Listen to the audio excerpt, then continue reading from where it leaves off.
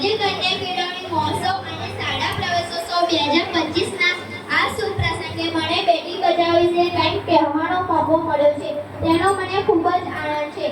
મિત્રો, આપણે સૌ જાણીએ છીએ કે દીકરીઓ આપણા સમાજનું ઘરેણું છે. દીકરી વગર ઘર સૂનું લાગે છે અને સમાજ પણ અધૂરો છે. પહેલાના સમયના લોકો દીકરીઓને બોજ સમજતા હતા, પરંતુ આજે સમય બદલાયો છે. દીકરીઓ પણ દીકરાઓ જેટલી સક્ષમ છે. તેઓ દરેક ક્ષેત્રમાં આગળ વધી રહી છે. પછી તે શિક્ષણ હોય, રમતગમત હોય કે અવકાશ વિજ્ઞાન હોય. આપણે બેટી બચાવો એટલે કે દીકરીઓને બચાવવાની અને તેમને ભણાવવાની વાત શા માટે કરીએ છીએ? કારણ કે હજુ પણ કમનસીબે કેટલાક લોકો દીકરીઓને જન્મ પહેલા દુનિયામાં આવવા દેતા નથી. આ ખૂબ જ ખોટું છે.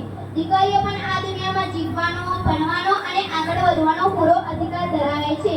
કન્યા કેળવણી મહોત્સવનો મુખ્ય ઉદ્દેશ એ છે કે દરેક દીકરી શાળાએ જાય, શિક્ષણ મેળવે અને પોતાના પગ પર ઊભી રહે. જ્યારે એક દીકરી ભણે છે ત્યારે તે માત્ર પોતાનું નહીં પણ પોતાના પરિવારનું અને સમાજનું પણ ભવિષ્ય ઉજ્જવળ બનાવે છે.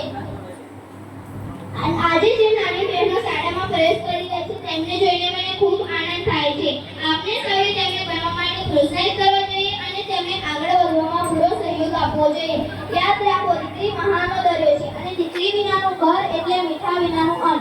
ચાલો આપણે સૌ પ્રતિજ્ઞા લઈએ કે આપણે દીકરીઓને બચાવીશું, તેમને ભણાવીશું અને તેમને આગળ વધવામાં મદદ કરીશું. અસ્તુ.